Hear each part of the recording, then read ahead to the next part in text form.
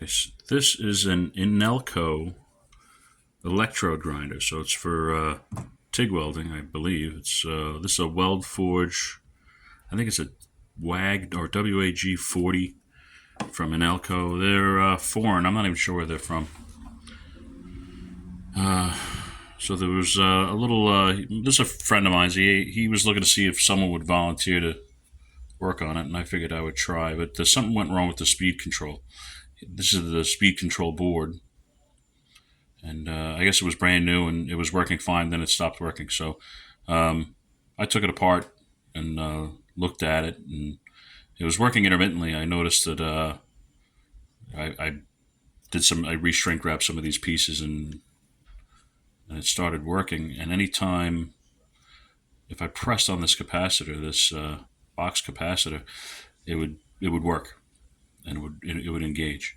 So I thought originally there was something wrong with this capacitor. This is actually, I replaced this already. This is the same same statistics on the capacitor. It's just a larger form factor. That's why it's off the board here.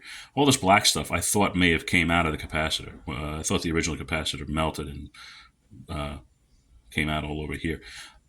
Turns out that's glue, and there was nothing wrong with the capacitor. So I ended up changing the capacitor, put this one on, desoldered, resoldered that on, and it was still the same. So I was poking around with the meter, and how this works is this is obviously a variable resistor. This is a triac, and I was checking for power on the triac, and this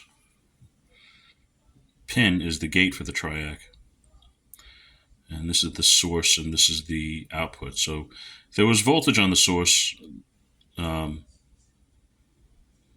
It wasn't putting anything out, and then there was no voltage on the gate, so something was wrong there. So I went back and I checked across this. It's hard to see, but it's DB3, and that's a diac, and I'd flip it over, but you probably couldn't see it. That feeds the triac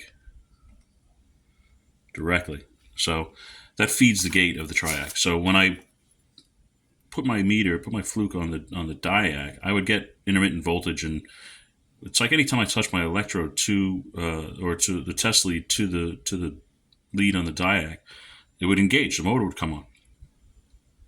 Obviously, you got to be careful with this because this is main voltage on the back of this and on these pins here.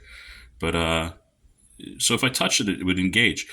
And obviously, with the fluke, the fluke's not supposed to affect the circuit electrically. So something else was going on. And when I looked real close, the original diac was glass, and there was a hairline crack down in here. So I had originally ordered this capacitor from AliExpress. I waited probably 2 weeks for it. I found the DB3. There was really no specs on the DB3 other than DB3. And I ordered that. So it was supposed to take 8 weeks. It ended up coming pretty quick. I think it came in about 3 weeks. And I just soldered it on, or just desoldered the original, which totally cracked to pieces when I was trying to take it off. And had to scrape the glue. There was glue underneath here too. Had to scrape the glue off and resoldered it on there. So I just tested it, and it actually works now. So, and it works on all speeds. It varies the speed. It goes from min to a number 3, but it works fine. I'm not going to go back to the original form factor on this, the original smaller one. I just don't want to put any more heat or screw this thing up, because this thing is expensive, man. This thing's like $1,000 or $900. And when my friend from work and I both contacted the company indirectly, and we're trying to get replacement boards. It does show a part for the board, and we kind of got the runaround. We both got the runaround. He was led to a dealer in Florida that had no information, and when I emailed, I think they were in the Netherlands or something like that, in Inelco, they never got back to me. So I was asking for a schematic or a part, and I never heard nothing. So either way, it's working now. I'm not going to change this. It will fit back in the box. I'm going to put a little hot glue on here and around here, just because that's the way it came. Not with hot glue, with that black stuff, and just in case if you drop it or something, that I wouldn't want anything else to happen. So it should be good, and I'm going to glue it up, and then I'll show you it working. But I'm not a welder. Apparently, you put the electrode in here, adjust the angle to the way you want it, adjust to the speed, to the type of electrode, I guess, and you grind the tip that you want on it. But it's definitely some kind of specialty tool.